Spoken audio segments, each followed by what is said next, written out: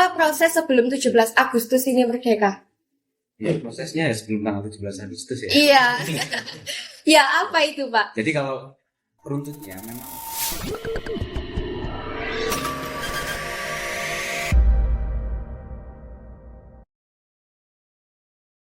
Assalamualaikum warahmatullahi wabarakatuh. Waalaikumsalam warahmatullahi wabarakatuh. Kembali lagi dengan Turenban Podcast, Suara Kita, Karya Bersama. Halo everyone, perkenalkan nama saya Arista Andayani. Kali ini kita akan membahas tentang tema kemerdekaan Republik Indonesia. Bumbu kuning tegak di sawah, melambai sejuk di senja merdeka. Selamat datang di podcast penuh semangat bersama kita Kenang Jiwa Bangsa.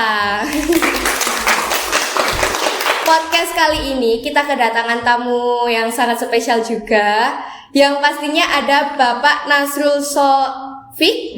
SPD adalah guru sejarah ya Pak, guru sejarah di SMKN 1 Turen, dan Bapak Sony Setiadi SPD adalah guru PKN di SMKN 1 Turen. Tepuk tangan dong.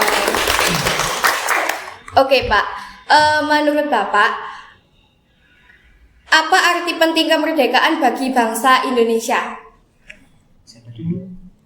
Saya Enggak apa-apa. Arti kemerdekaan, kalau menurut saya pribadi, saya kan juga termasuk rakyat Indonesia. Iya kan, pasti ya? sih. Menurut saya itu yang jelas pengakuan dari kita, sekaligus kita kan kemerdekaan kita didasarkan oleh proklamasi kemerdekaan. Ya. Bukan pemberian dari negara lain, juga bukan bukan hanya simbolis saja. Tapi kita memproklamirkan kemerdekaan dengan tujuan supaya yang pertama rakyat kita itu bebas menentukan hidup sesuai dengan kehendak mereka. Tidak lagi seperti zaman dulu ketika zaman penjajahan, mereka mau bergerak diancam oleh penjajah. Kalau menurut Pak Nasrul? Kalau menurut saya merdeka itu harga diri bagi kita. Jadi kita dulu dijajah secara umum, tentang kita ya 300 lebih ya kita dijajah dengan berbagai negara. Kemudian kita ada momen untuk merdeka. Saya kira ya itu momen harga diri kita naik di situ. Yang awalnya kita dijajah, sumber daya alam kita dikeruk oleh bangsa lain, dan momen merdeka itu ya salah satunya bahwa kita harga diri kita naik di mata negara-negara lain. Kemudian juga kita bisa mengeksploitasi apa sumber daya alam dan manusia yang ada di Indonesia, sehingga ya kita sampai sekarang, kita sudah merdeka sampai sekarang, tidak ada konflik. Sekarang relatif tidak ada konflik, sudah teredam. Ya saya kira seperti itu. Kan kita ini di proses merdeka ya Pak ya, sudah merdeka. Untuk di merdeka kan tanggal 17 Agustus. Iya kan? Apa proses sebelum 17 Agustus ini merdeka? Ya, prosesnya ya sebelum tanggal 17 Agustus ya. Iya. Ya, apa itu Pak? Jadi kalau runtutnya memang ada hubungannya dengan ketika Belanda kalah perang di Perang Dunia Kedua melawan salah satunya Jepang, sehingga jajahan milik Belanda akhirnya dimiliki oleh Jepang, salah satunya Indonesia. Dan Jepang itu ya satu hal yang sangat sangat menjadi hal yang menarik bagi Indonesia waktu itu, yaitu Jepang memberikan janji kemerdekaan. Kemudian prosesnya ya ada di bulan April, bulan Mei ya, sidang BPUPKI 29 Mei. Iya. Sidang BPUPKI, di situ kita rapat, pemimpin-pemimpin negara rapat untuk menjadi sebuah negara, apa sih komponen-komponen pentingnya. Kita buat undang-undang, buat dasar negara, kemudian wilayahnya mana. Kemudian baru momen lagi ketika Jepang dibom di dua kota ini, Hiroshima dan Nagasaki. Di situ ada momen Jepang menyerang, kemudian ada kekosongan kekuasaan di Indonesia. Nah, disinilah yang berperan hanya dua sebenarnya, golongan tua dan golongan muda. Kalau tokoh-tokohnya golongan tua misalnya Bapak Soekarno, Muhammad Hatta, Bapak Soeharto. Kalau golongan mudanya ya ada Soekarni. Ya, Soekarni itu orang Blitar. Ini Pak Sony tinggalnya di Blitar. Wah, satu wilayah ya. Ya. Kalau tinggalnya memang di Blitar, tapi sebenarnya saya orang istri saya ya. Jadi ikut istri ya Pak di sini. Jadi itu golongan tua dan Pak Soekarni, ada banyak lagi beberapa ya. Golongan tua sebenarnya ada perbedaan pendapat. Jadi golongan muda pengennya momen kalahnya Jepang ini dipakai untuk kita proklamasi. Tapi yang golongan tua, ojo gerusa-gerusu. Kan mesti gitu kan? Iya. Jangan gerusa-gerusu. Kita tata dulu. Kita ini manusia sepertinya. Tapi karena golongan muda itu kan ngawur ya. Iya. Akhirnya kan yang tua-tua ini diculik. Diculik bukan berarti diculik terus diancam, tapi diculik untuk mengamankan tokoh-tokoh ini. Kemudian diajak diskusi, mereka mau untuk memproklamasikan kemerdekaan, sehingga disitulah ada di rumahnya orang Jepang namanya Laksamana Maeda. Ini yang menjamin bahwa di rumahnya aman untuk rapat antara golongan tua dan golongan muda. Itu prosesnya ya sebenarnya sangat cepat. Tanggal 16 Agustus itu di Laksamana Maeda mereka rapat. Ya, penculikannya tanggal 16 Agustus itu rapat. Di situ akhirnya disepakati, kemudian nulis proklamasi malam-malam. Yang nulis ya yang menyusun Bapak Soekarno, Muhammad Hatta, Bapak Soeharto. Kemudian ditulis tangan. Dari situ disepakati yang tanda tangan dua, Soekarno dan Hatta sebagai simbol perjuangan bangsa Indonesia waktu itu. Rakyat Indonesia ya simbolnya waktu itu ya dua orang diangkat seperti ini. 17 Agustus, akhirnya tanggal 17 Agustus dibacakan naskah proklamasi masyarakat Indonesia. Itulah kurang lebih seperti itu. Itu kan saya pernah dengar ya Pak ya. Itu katanya dulu proklamasi diumumkan juga pada radio, benar nggak? Iya, memang kalau misalkan sekarang pasti diumumkannya di IG, di TikTok. Sekarang. Ya. Jadi teknologi yang modern waktu itu, alat komunikasi itu yang paling modern radio, yang paling cepat radio. Jadi memang berita proklamasi ya diumumkan di radio. Itu pun nggak segera menyebarkan karena tidak semua orang punya radio. TV aja radio mungkin satu desa ada satu itu sudah. Nah, tidak semua, terus ditambah lagi tidak semua radio diizinkan untuk menyiarkan kemerdekaan. Ya, itu yang ya memang tidak semuanya tahu. Dan tidak semua ketika 17 Agustus itu kan tidak semua juga wilayah sudah terlepas, masih ada agresi dan sebagainya. Itu menunjukkan bahwa setelah proklamasi itu nggak selesai. Ya, masih ada itu. Masih ada rangkaiannya apa? Ya. Belum sepenuhnya merdeka. Merdeka dalam artian gini. Kalau yang kita tahu selama ini, negara itu kan bisa dibentuk dari berbagai macam. Ada penggabungan dua negara. Dan kita itu sudah memilih proklamasi. Dengan dasarnya kekosongan kekuasaan di wilayah Indonesia pada saat itu. Karena hal semacam itu, maka ya justru malah kita itu setelah proklamasi baru memutuskan wilayahnya mana saja. Iya. Siapa tokoh-tokoh yang perannya sangat vital atau sangat penting dalam kemerdekaan? Kan kemerdekaan ini juga sangat sama bangsa Indonesia kita. Siapa peran yang sangat vital atau sangat penting? Kalau menurut saya sebenarnya seluruh masyarakat waktu itu sangat penting.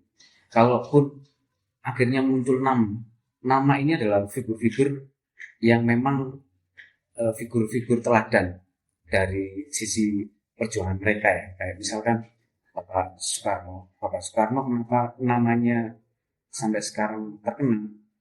Secara perjuangan rakyat Indonesia semuanya berjuang, tapi Bapak Soekarno menjadi motor penggerak mulai dari ketika muda mendirikan partai politik. Itu sangat penting waktu itu. PNI ya, Partai Nasional Indonesia, itu sangat penting bagi wadah untuk menyalurkan pendapat, khususnya ketika berhadapan dengan pemerintahan. Ya, ada PNI, Bapak Muhammad Hatta itu juga mendirikan partai juga, Perhimpunan Indonesia waktu itu.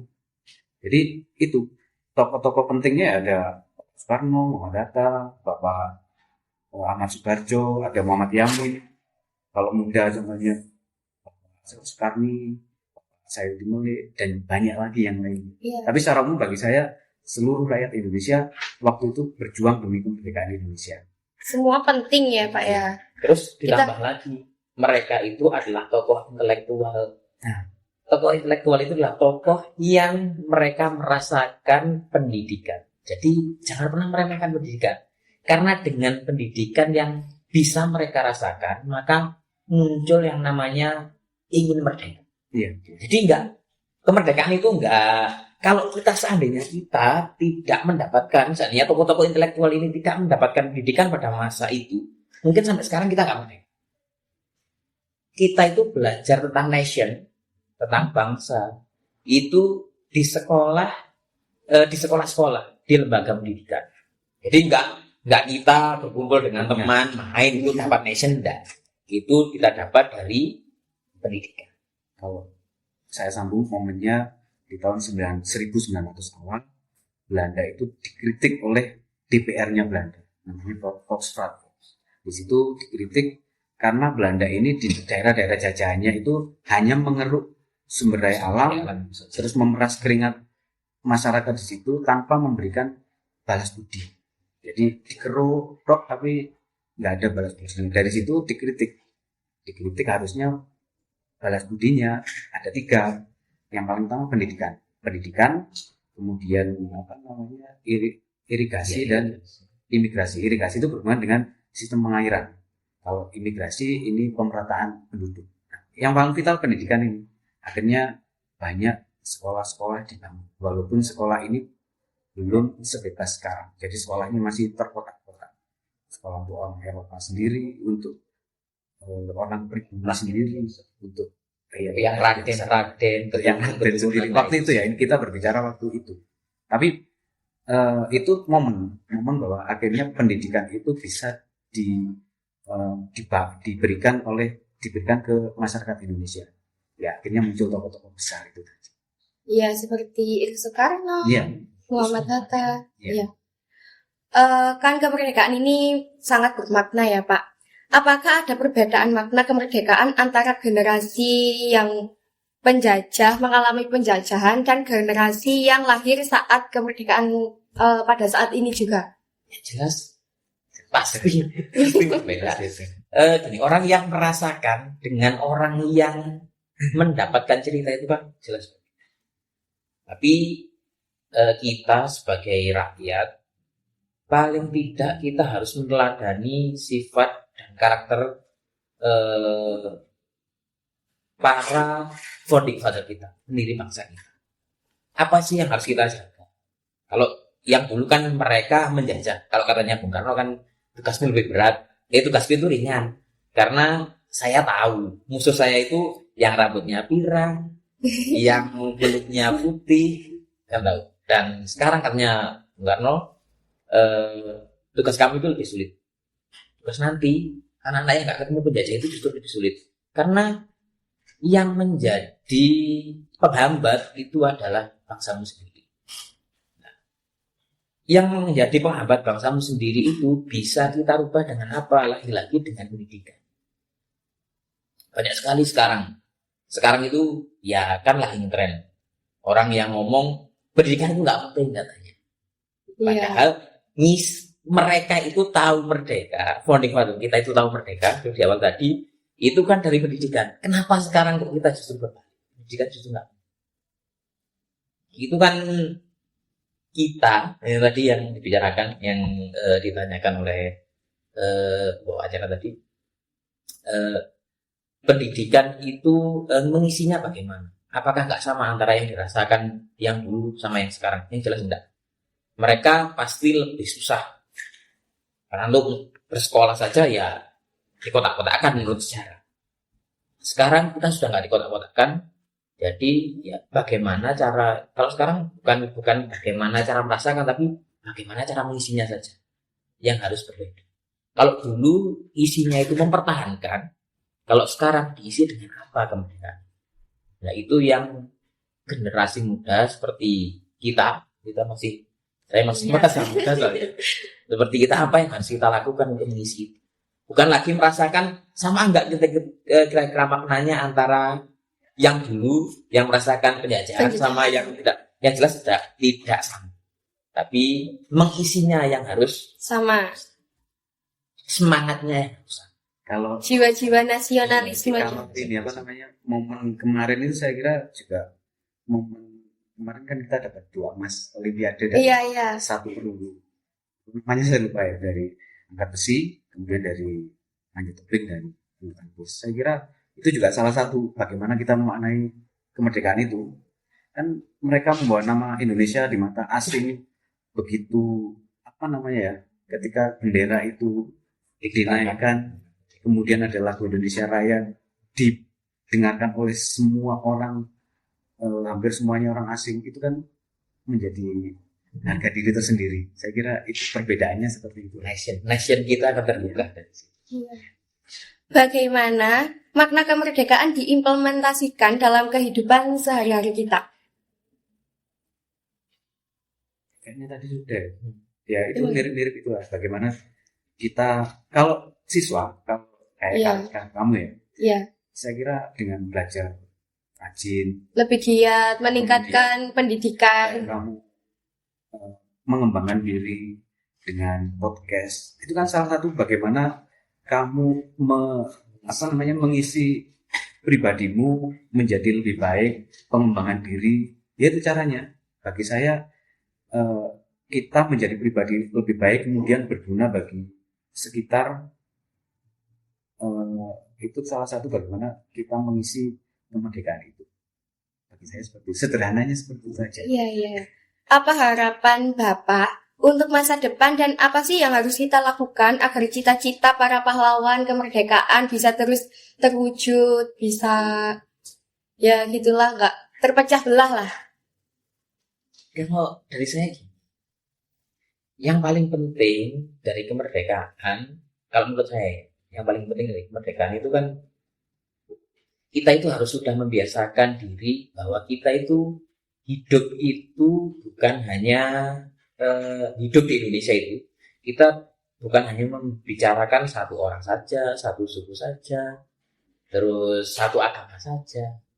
Bayangkan aja sekarang saya Islam, saya nyari tempat ibadah Islam itu dimanapun ada. Iya. Ya kan? Kalau mungkin sekarang ini ya teman-teman, sampean dan yang mendampingi di sini semua yang ada di belakang kamera pasti nonton TV. Pak, nonton TV itu sudah jadul Pak. Wis, sama cari di media sosial. Bagaimana masih ada orang beribadah di rumahnya karena menggunakan pengeras suara yang yang katanya mengganggu. Dan orang itu adalah minoritas. Terus dibubarkan ibadahnya. Itu kan salah satu yang tidak boleh ada di Indonesia ketika kita mengisi kemerdekaan. Karena mau nggak mau, suka nggak suka, bahkan gini, yang namanya Piagam Jakarta, yang katanya dulu isinya ketuhanan yang Maha Esa dengan menjalankan syariat Islam bagi pemeluknya, itu saja dihapuskan. Kenapa sekarang kok muncul semacam itu? Itu kan isi kemerdekaan yang tidak patut untuk diisikan sekarang. Jadi kita dari awal kita sudah mengatakan bahwa kita itu bangsa Indonesia, sukumu, agamamu, golonganmu, ya kita tetap satu Indonesia. Di mengisinya bagaimana ya? Satu, dengan cara sampean harus sudah mulai, kita, bukan sampean ya, kita sudah mulai harus sadar dengan bahwa kita itu nggak hanya diri kita sendiri. Kita itu hidup bukan hanya untuk diri kita sendiri. Tapi kita harus sudah mulai menyadari di sekeliling kita ada apa dan apa yang harus kita lakukan untuk sekeliling. Menurut saya. Kalau menurut Pak Nasrul? Cukup. Oke. Semoga podcast kali ini bermanfaat dan terus termotivasi untuk kalian. Untuk menyambut hari kemerdekaan, mari kita ucapkan Dirgahayu Indonesia. Indonesia emas. Oh, ulang Pak. Iya, ulang. Untuk menyambut hari kemerdekaan, mari kita ucapkan Dirgahayu Indonesiaku. Indonesia emas. Jangan lupa like, komen, dan share. Dadah.